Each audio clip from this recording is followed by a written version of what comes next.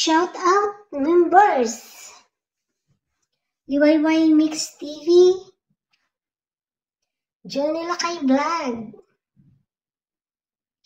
Dix TV,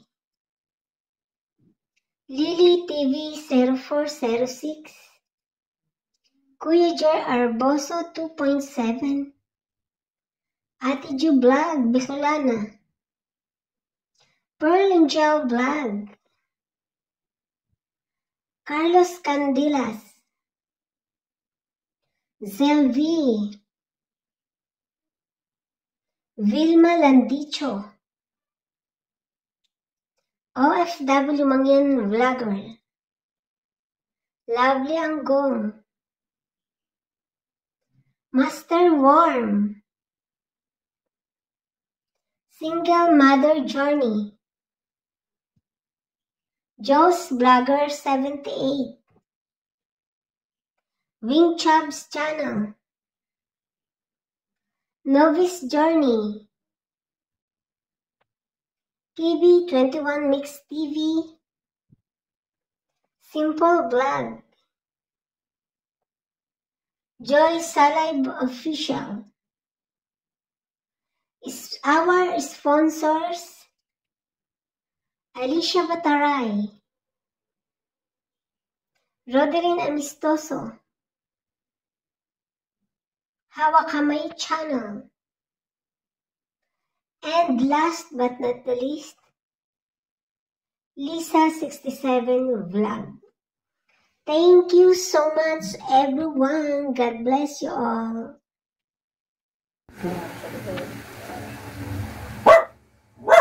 Ayan, wonderful day. Andito po tayo sa bahay ni Ma'am Angelica. Kasama po natin ang dalawa niyang anak na PWD po parehas. Apo. PWD. PWD. Las Piñas. So, ilang taon? Anong pangalan? Si Joshua. Sige. 20 taon na po? Right?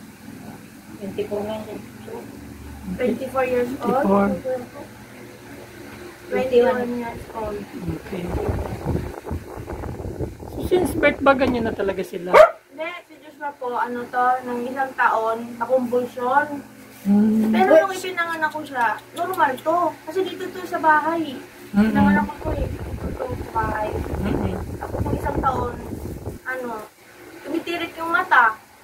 Tapos umuulan yun, tumitirik yung mata. Tinakbo na namin dun sa malapit sa private nung time na yun, sa Sarate. Tapos yun, doon siya binungusan ng maraming hilo. Sabi ng doktor, nilalutan kasi namin ng kasi nilalamig, tumitirik yung mata. Akala namin nilalamig. Tapos nilalagnat. Pag nilalagnat daw, sabi ng doktor, huwag daw balutin ng tela. Pagdating doon sa clinic, tinaliguan siya ng yelo. Malamig. Oo, kasi yung lagnat niya, nasa loob. Para daw. lumabas.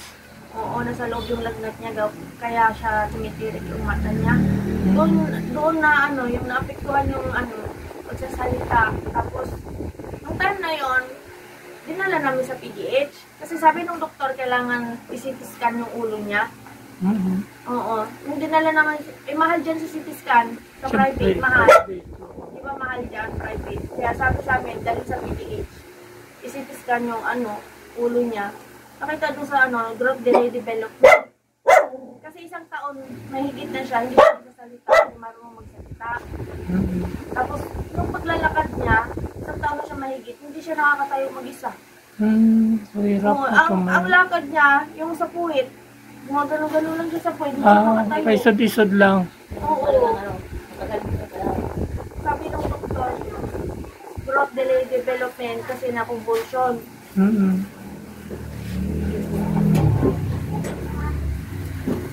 So, yan ang yan yung nilalakad mo sa... Oo, dati. Nung time na yon, kasi 2002, pinanganak ko sa 2002. February 19. Yun. Siya yung unang pinanganak ko dito. Tapos, susunod yung pinanganak ko ito. Kaya hindi ko siya naasikasan nung time na yon. Nung nandito na siya sa bahay, sabi ng doktor, kailangan pakainin siya ng kanin. Yung calcium para tumibay yung buto. Kasi yung buto niya, lumambot. Kaya hindi siya nakakatayo mag-isa, mahina, hindi siya nakakalakad. Tapos yun, mga ano na, ang ginagawa ko noon pagkain niya, dede, yung giniling na bigas. Yeah, Araw-araw yan, paggiling ako ng bigas. Para yun ang dede niya. Kasi wala eh, hindi ko kayang bumili ng gatas. Yung araw-araw yung time na yan, wala kasi pabiling gatas. Nagpapagiling ako ng 1 kilong bigas. Pag nakakabili kami ng bigas, yung 1 kilo, pinapagaling ko, nilalagay ko ng asukal na pula. Ganun din si Jo, no? Pagiling din siya. Yun ang gatas niya, lang, na may asukal. Walang gatas, yun halo. Kaya sabi ng doktor, yung giniling na bigas, kanin na rin yun. Kasi nadidede niya. Doon siya na...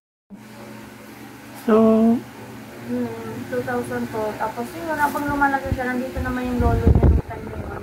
Sabi ng doktor, tuwing umaga, patayuin, mag-isa. Ang ginagawa ko araw-araw nun, ilagay ko dun sa pader. Tapos tinatawag ko siya, halika be, lapit ka dito. Ganun ginagawa ko. Doon siya, tumiba yung buto niya, tsaka pakainin ng saging. Yung saging na basta kahit anong saging, latundan, lakatan, ano din yun, papatibay din daw yan ng buto. Kaya kanin at saka yung saging, yun ang sabi ng doktor, pakainin kasi calcium. Yun, lagi ko yung pinapakain ng saging. Tapos pakainin daw ng kanin. Kahit anong ulam, basta may kanin. So hindi nakapag-aral yan? Hindi. Dito lang talaga sa bahay? Wala nun, dito lang siya. Tapos yun, lolo niya nag-alaga nung time na yun. Kasi, nung time na nabuntis naman ako dito, nasundan ko. Siya yung ano namang naging problema dyan? Naging pangalawa, dito ako nakapropos kasi siya, pinanganak ko naman line-in. Diyan sa line-in, Las Piñas, Balikatan. Paglabas niya, 2003. 2003 to December 7. Nung pinanganak ko sa line-in, sabi ng nurse, inanuhan siya ng thermometer yung pet niya, walang butas.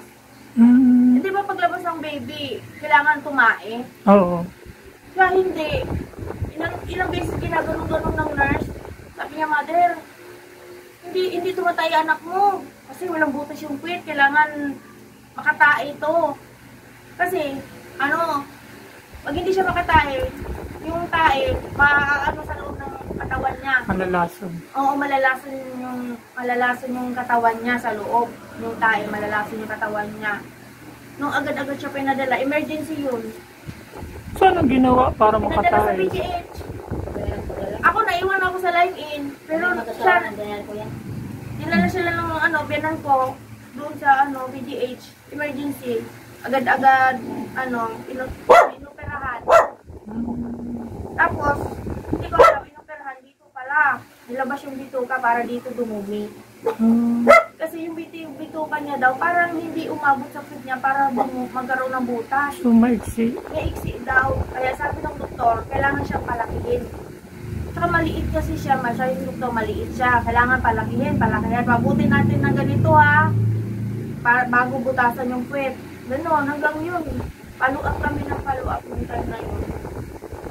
Tapos 2005, maging butot balat yan. Hindi na nagalaw yung sa bituka kasi nagkaroon ng 2005 naging butot balat. Hindi siya makakain, hindi siya makainom. Sinusukan niya, bakit? Nagkaroon siya ng akalain siya naman ang tawag doon. Nagkaroon ng, yung lalamunan niya, esophagus, nagkaroon ng laman. May tumubong laman doon sa lalamunan na daanan ng inumin tsaka pagkain. Di ba pag kumain tayo, uminom, didiretso sa tiyan? Sa kanya hindi. Hanggang dito lang, kaya isinusukan niya, yung tubig, isinusukan niya. Nung time na yun, hindi siya, wala. Payat na payat siya, nangangayayat siya, kasi yung pagkain inumin, hindi napupunta sa tiyan, hindi bumababa. Nung paraan na naman siya, pinasukan siya ng tubo. Hindi, nakadalawang opera na siya. Nung time na yun, tapos yun, doon nung time na 2005, yung 5 years old siya, ando kami sa ospital noon, walang tumutulong sa amin. Ang ginagawa ko, Anong okay? Anong ginagawa mo? Walang tumutulong sa amin, ano. Ang ginagawa ko, ano, pumupunta ako ng Senado, Senate, ako nag-guarantee letter sa mga senator tsaka Sandigan Bayan, Batasan, ganyan, kay yung sa party list. Ako nakarating ako mag-isa kasi may yung mga nanay ko sa hospital, kanya-kanya kaming gawa ng paraan para matustusan yung gatas kasi kailangan yung gatas niya ay Pediasure. Nung time na yon Pediasure. Saan man kami kukuha ang pabiling Pediasure? Uso nung time na yon guarantee letter. Sabi nila hingi ng mga pundo sa mga senator. Marami ako noon, hanggang ngayon nandiyan nakatabi. Yun, nakapunta ako sa Senado. Dala-dala kong picture niya, yung letter, tapos clinical abstract, kompleto ko yan. Ipasa doon sa bawat opisina ng mga senator. Tapos maghintay ng after 1 week, maghintay, sabi, balik ka, kunin mo yung papel. Yung papel na yung may amount. Yung ibang mga senator, nagbibigay 3K, bawa Jumpy Madrigal, Juan Clavier, ang kay Juan Clavier, 1K lang. Kay Jumpy Madrigal, 3K. Si, Juan Ponce Juan Ponce Enrile. Yan yung mga nagbigay dito. 5K. Tapos, yun na yung mga natandaan ko Jumpy Madrigal. Tapos, yung si Joel Villanueva, 500 pesos. Yung doon sa party list, 500 pesos yan. Dahil sa kalayo-layo yung Batasan, sabi ko, pambili lang ng gatas at saka gamot, vitamin sa PGH. Yung papel na yung guarantee letter, amount lang yan, hindi siya cash. Nandun yung pangalan niya. Tapos, pag kinuha ko yun sa PGH sa ospital, kasama yung reseta ng doktor, tapos kasama yung papel. Kung magkano yung gamot, imaminus yan dun sa amount na binigay ng mga senator. Tapos kung magkano naman natira, pwede kukuha ulit, basta may reseta galing sa doktor. Ano yun? Mga vitamins. Nung time na yun, pwedeng vitamins tsaka Pediasure. Yun ang ko sa kanya. Tapos, yun, doon siya tumaba. Kaso lang, nung time na yun na, na uoperahan, pinasukan yung lalamunan niya, binutasan yung tiyan niya, meron na naman ginawa sa tiyan niya, binutasan, nilagyan ng tubo. Kasi butot balat nga siya, may picture nga ako butot balat siya, kaya hindi siya makakain sa bibig, nilagyan ng tubo para, sabi, doon ipasok yung pagkain. Nung time na yon, kailangan namin ng blender. Na-admit na kami, pinalabas kami kasi kailangan niyang patabain. Nung time na yan, lumabas. Tinuro sa amin, i-blender yung pagkain. Pero saan namin ilalagay yung pagkain niya? Sa tubo. Kasi dinutasan na naman may tubo nilagay dito. Para yung sa pagkain. Dito, sa dumi niya. May bag yun, colostomy bag. Nag-aano din kami nun kasi binibili namin dati, tag 100 plus yung colostomy bag kasi pang baby. Nung time na yun. Sabi ko, doble na kasi ito sa dumi niya, dito naman may tubo para sa pagkain. Kaya dito ako nag-aano ng blender ng pagkain niya. Ang ihalo, kanin, isda, kailangan daw isda, tapos may mga gulay, tapos itlog nilaga. Yun dapat ang i-blender ko yan, tapos ipasok dun sa tubo. Kaya hindi ko kasi yung picture. Gusto ko kasi ipakita yun yung picture. Dapat kasi So, ngayon di nag-aanong alagayin kasi mga malalaki na lola. Kung naman, wala naman ako na, yung papa niya laging yan, every month, follow up, every month, every year. Bukod sa, natapos, okay na yung pagkakain niya, sa lalamunan, okay na. Ang nagkaroon na naman siyang problema, yung yung sa likod niya. Ang buto naman. Spinal? Scalbiosis. Scoliosis.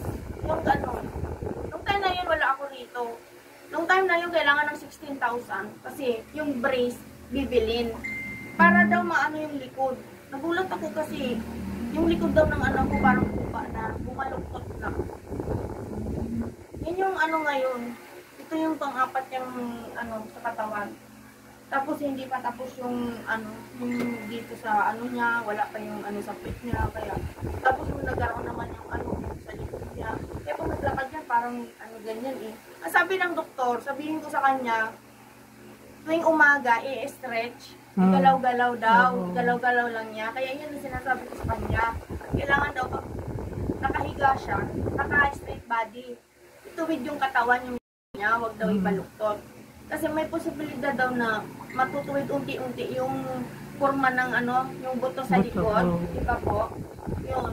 Kaya sabi ko sa kanya, kaso nung time na yun, kailangan kong ano eh, kasi yung sa gatas niya, gusto ko lagi siya nabibilan.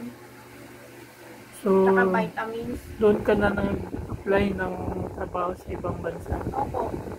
Kasi para matustusan yung hindi naman needs. kaya ng papa niyang bumili ng mga mamahaling gatas or vitamins. Hindi siya nabibilang. Kaya nung time na yun, yung brace na ano, nandyan.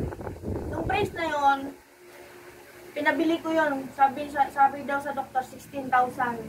Sinukat yan. Natanggal, ayaw niya na isuotin kasi naiipit yung bitukan niya sa tiyan. Hindi na tuloy hindi na anong tawag nito? Na treatment yung likod niya kasi hindi niya nasuot yung brace. Dito na silang dalawa, halos dito lang maghapon sa loob. Opo, ito naman, minsan sinasama ko yan, umalis sa akin, masama yan sa akin, magsimba kami, ganyan. Ito, nakakalabas, pero minsan ayaw niya. Itong isa talagang dito lang. Dito lang, minsan nilalabas yan dyan sa labas, buhay pa yung lolo niya, sa awan nanay. Mahal naman siya ng lolo niya, kasama yan dyan. Ngayon, nawala yung lolo niya, parang ano, masigla to eh. Ano, masigla to dati, buhay lolo niya. Malikot yan. Tapos yung namatay yung lolo niya, parang naging malungkot, matamblay. Wala ngayon. Ganun. Mahal siya ng lolo, yung binangkong lalaki. Okay pa naman nun. Una nga po yan, no? Opo. Ito yan, pinanganak sa bahay. Kumadrona. Ito line in. Yung pangatlo ko, si Jessica, bahay lang din. Yung pangapat ko, yung lalaki, bahay. Doon naman kami nung sa Party State ang upahan. Pero bahay. Bahay yun. Ilan silang bahay? Tatlo. Tatlo yung pinanganak ko, nasa bahay lang. Tapos ito sa line in. Tapos yung panglimang yung namatay sa ospital. Kasi ano, yung babae yun, yung nakalibing sa Palanyag. Babae yun. Nung time na yun na ano, yan yung nilagyan siya na 2005 yan. Parang butiki yung ano, sabi ng doktor, lumalaban yung anak ko. Oo nga, no. Hindi na ganong makita. Ayan po yung picture nung may ano siya. Pa siya. Dito na kami sa bahay. Naka-blender na yung ano. Ayan o. Ito yung tubo. Diyan ko pinapapasok yung blender na pagkain. Nilagyan siyang ano, tubo. Diyan siya tumaba nung time na yun dahil hindi siya kumakain sa bibig niya at umiinom nung time na yun sa tubo. Grabe yun.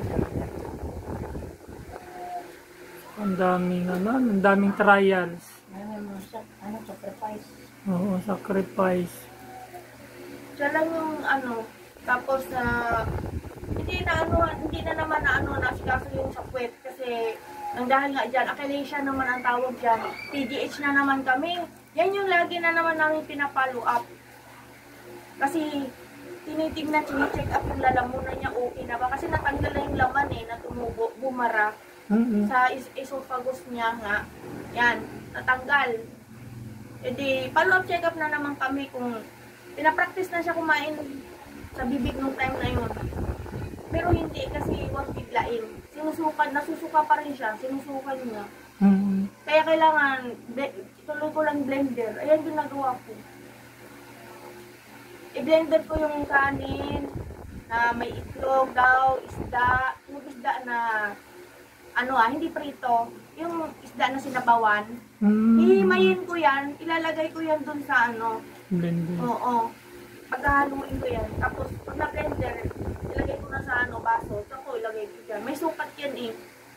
Yan yung pagkain niya. Tapos may gatas yan. Tapos nung time na yon, naglakad naman ako, pumunta akong Ortigas. Yung Abot Philippines, pabrika ng Pediasure, pinuntahan ko yan. Binigyan siya ng isang box na Pediasure. Tungtuwa ko nun. Ako lang mag-isa. Kasi nagpasa ako ng picture niya eh. Sabi ko, ito po yung anak ko, ito po yung gatas niya kailangan kasi kailangan siyang patabain kasi uoperahan pa po siya. Binigyan ako siyang bag, pag-uwi ko dito, kung tuwa siya kasi marami siyang gatas. Ilang piraso ang laman ng 12 ata yun. Yung Ang ano lang dami na, talaga. yung ano, hindi yung malaki ah, yung ano lang, medium na size. Yun, basta isang ano yun eh. At least di mo nabibilhin, ang mahal din yun. Opo. Pumunta ako, Abot Philippines. Kaya narating ko yung ano eh, yung pabrika, yung mismo, pabrika yun, opisina yun, Abot Philippines. Hindi ko yung makalimutan eh. Yun yung ano ng Pediasure. Kaya doon tumaba siya. Yun ang nahiyang siya, tumaba siya. Bumilog yan eh. Tapos, ayun. Medyo bumilog na siya, di ba? Kasi may halo ng Pediasure yung gatas niya. Yung time na yan. Nilalagay ko dyan. Kasi diba pag birthday and ano, Reverend, di naman ano. Yan siya ano, tumaba. Kaya mukha niya mas naging bilog. Kaysa dun sa yung kanina. Yan. Ayaw ko yung... Naiiyak ako niyan kasi ano yun. Parang kahit sinong sabihin nila hindi na mabubuhay anak ko. Pero simula nang nagkaroon siya ng gatas dahil sa ginawa ko na Abot Philippines, nagpunta ako doon, tumaba siya dyan. Natuwa sa akin yung doktor. Kasi pinagsikapan ko daw mabuhay yung anak ko. Kaya kailangan daw yung mother gumawa ng paraan kung gusto mo mabuhay yung anak mo. Ako lang mag-isa nun. Kasi ganyan yung katawan niya, parang butiki talaga. Kaya pag ako lang mag-isa nun, pamasahe lang dala ko. Ay.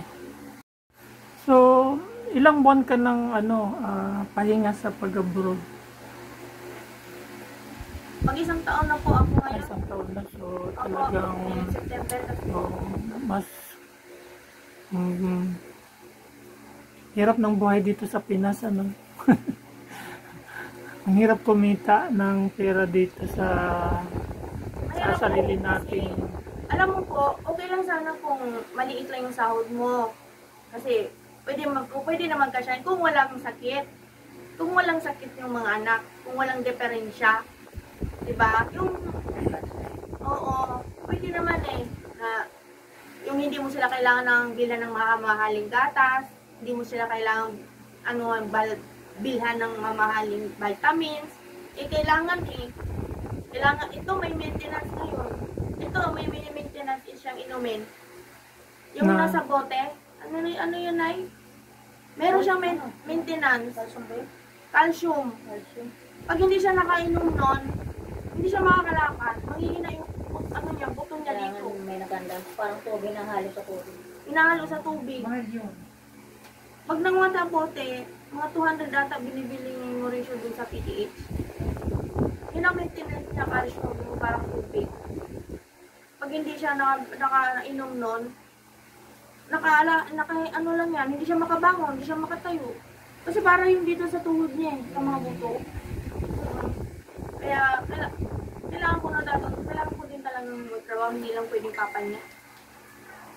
No, ganun din kami mag-asawa, parehas din may trabaho. Kasi kung kita ko lang, kulang talaga. So, na-touch naman ako sa kwento ng buhay mo at sa mga anak mo. So bilang magulang talaga, gagawin ang lahat para sa mga anak. Parang ako din. Naku, kung anong pinagdaanan mo, pinagdaanan ko rin. So talagang kaya buti kasi madrama ang buhay natin. Pati ako naiiyak, yung maalala ko yun sa anak ko.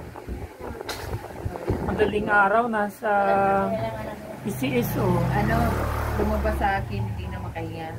May siya, prenatal pneumonia. Punta ako ng Baclara, nagsimba, naggabay. Awa ng Diyos, nalampas ko. Kasi nasa 70,000 yung namin sa perpetual. So bilang magulang, anong masasabi mo sa mga katulad mong may pinagdadaanan, katulad mo rin?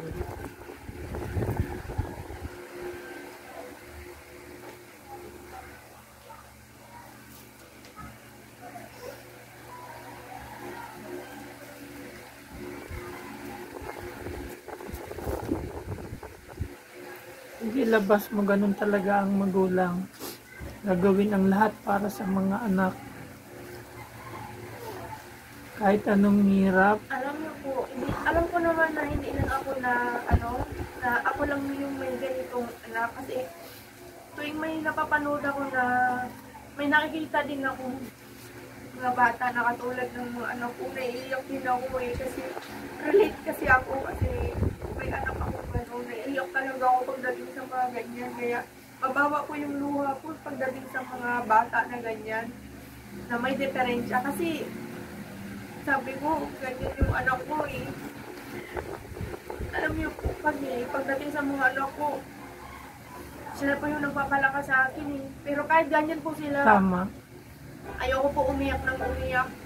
Ayoko po na makita nila umiyak ako Tinatago ko lang na minsan namimiss ko sila. Kahit namimiss ko sila, ako sa kanila na masaya ako. Oo, okay lang ako. Sabi ko, hindi, okay lang si mama. Kahit sabihin nilang masaya ako lagi sa Facebook, ganyan, masaya daw ako. Lumalaban pa ako. Paano ako lumalaban? Hindi ko po pinababayaan yung sarili ko.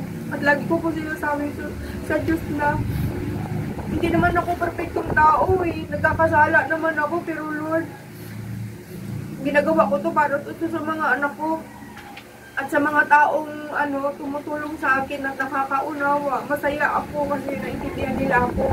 May ibang mga tao na lalaitin tayo, pagtatawanan tayo, baliwalain, lalo na yung mga anak ko, ganyan.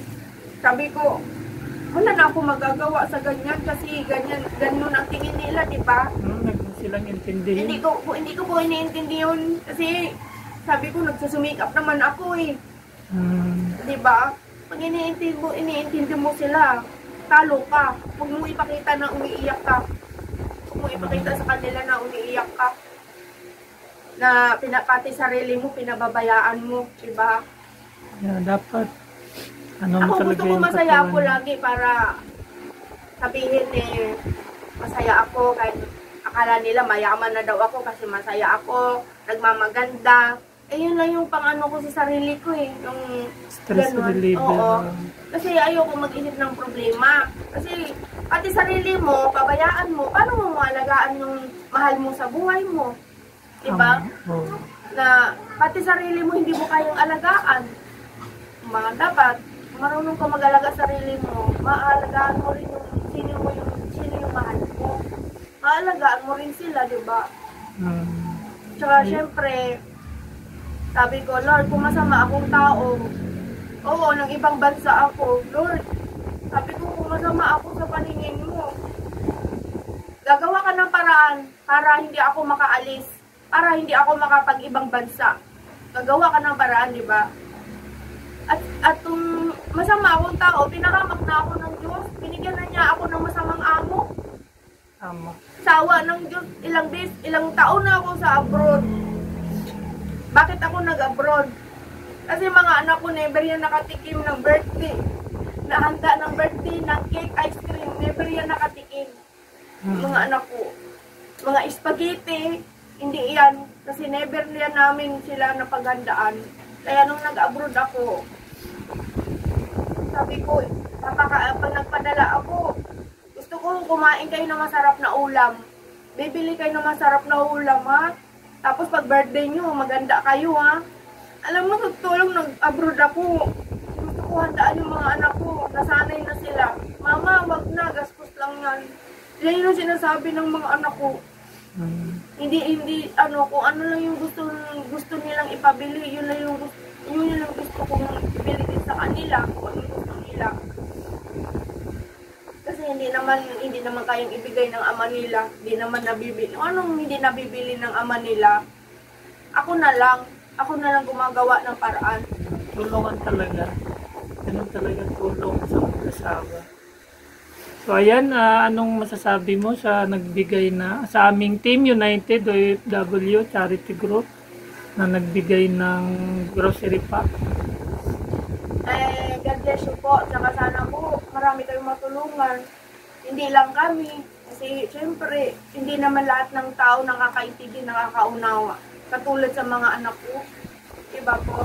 So yan ay ano pa lang, paunang bigay pa lang namin. So pagpasensyaan nyo na at meron pa naman yung mga kasunod sa Pasko para masaya tayo. Kahit konti mag-ano tayo sa bahay. Mag-ipon-ipon tayo para ano masaya. Ayan, ang problema talaga pag hindi mo hinarap ang problema, talo ka. Ang problema Kaya nga, boss. Tsaka isa lang po yung makakatulong sa atin. Tsaka unang-una wag makalimot sa taas. Opo. Gabay ng ano. So, Mother, maraming salamat. Anong masasabi niyo, Mother? Siya nag-aalaga sa amin. Ayan, yan ang kanyang tagapag-alaga pag wala si Lola po. Sister Angelica. Ayan. Nanay. Binan ko po. Ayan. Malaman po yung mga anak ko. Please follow, like, and share ang aming Team United OFW Charity Group. So, bali 19 po kaming officers and member. And then may nadagdag pong panibagong isa. So, sana po magtuloy-tuloy para mas katulong pa kami sa mga kababayan nating tulad nyo na talagang nangangailangan ng tulong. So, God bless us all po. Thank you at magandang gabi po, Mother.